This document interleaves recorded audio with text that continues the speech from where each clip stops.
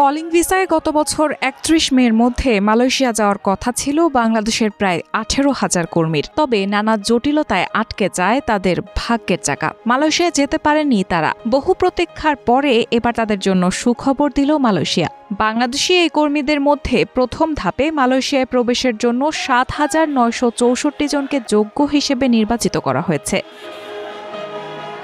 আর বাদ পড়া বাকি ১০,০০০ কর্মীর বিষয়ে এখনও কোনো সিদ্ধান্ত নেওয়া হয়নি। মালয়েশিয়া সরকার কুয়ালালামপুরে অবস্থিত বাংলাদেশ হাইকমিশনকে এসব তথ্য জানিয়েছেন।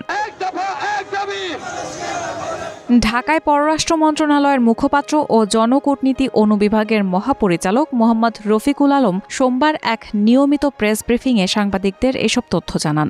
মালয়েশিয়ার মন্ত্রী পর্যায়ক্রমে মালয়েশিয়ার রেফারেন্সের আওতায় শ্রমিকদের আনার জন্য মালয়েশিয়ার ইমিগ্রেশন এবং বাংলাদেশ হাইকমিশনের প্রতিনিধিদের সমন্বয়ে একটি জয়েন্ট টেকনিক্যাল গ্রুপ গঠনের প্রস্তাব করেন। তিনি জানান, মালয়েশিয়া সরকার কুয়ালালামপুরে অবস্থিত বাংলাদেশ হাইকমিশনকে ৭,৯৬৪ জনকে দেশটিতে যাওয়ার যোগ্য হিসেবে নির্বাচিত করার তথ্য জানিয়েছে। আর বাদবাকি ১০,০০০ কর্মীর বিষয়ে কোনো সিদ্ধান্ত নেওয়া হয়নি।